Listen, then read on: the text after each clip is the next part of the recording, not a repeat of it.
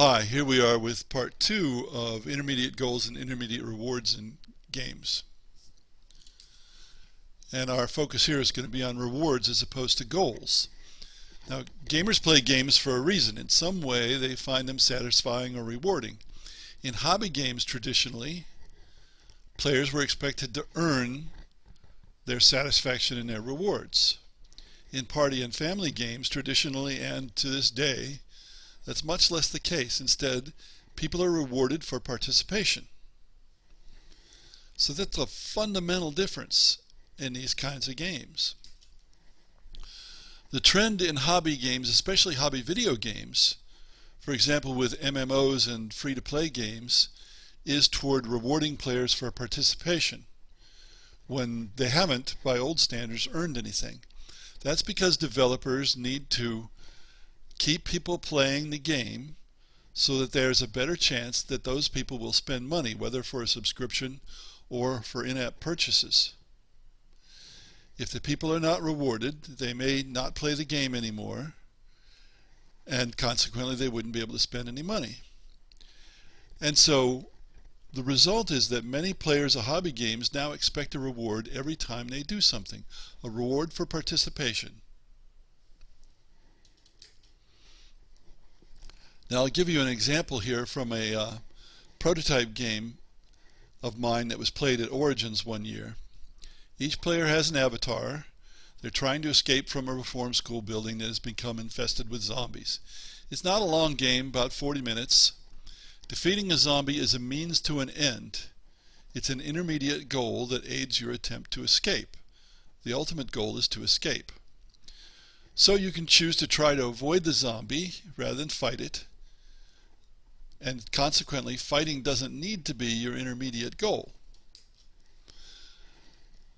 During this playtest, I was quite surprised when one of the players suggested that there should be a reward for defeating a zombie. Because to me, defeating that zombie was one of the steps to winning the game and did not require a separate reward. But in a video gamer point of view, virtually every successful action should have a reward. And unfortunately, I didn't ask him if he was a video gamer. Now, we can also ask, why have rewards for participation become popular? There's the video game reason that I've already cited, but it's also part of the zeitgeist or the spirit of the 21st century.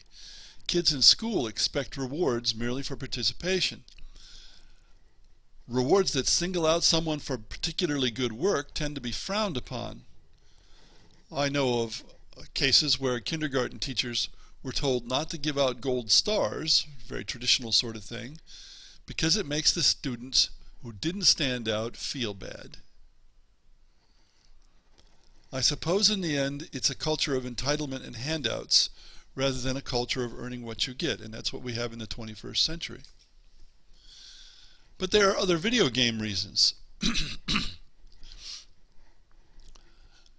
Completing a single-player video game is not really an accomplishment anymore. It's largely a matter of persistence. You can keep going back to your save points to try again and again, possibly using trial and error, in other words, guess and check until you succeed. We also get auto-healing, auto-aiming, and lots of other aids, so that games are not nearly as hard to play as they used to be. Now, that's not a bad thing in itself. But the result is, you can't actually lose a video game the way you can lose a tabletop game. And when all pretense at earning something is gone, then a focus on reward isn't surprising at all, is it? It's a symptom of short-sightedness too. If you don't have your eyes on the long-term goal, then you're more likely to want many intermediate rewards along the way. It's another form of the age of instant gratification. So many hobby games have become playgrounds or toys. Toys are something that you don't really need to worry about the goal, you just do whatever you want. Playgrounds are fairly obvious from the word playground. In other words, the hobby games have become a lot more like party and family games. Now obviously I like hobby games and I do not care for party or family games and very rarely play them. But as game playing becomes more widespread, my point of view becomes a smaller part of the entire market. So, don't confuse intermediate goals with the desire for reward at every step of play. Keep in mind the one from the other.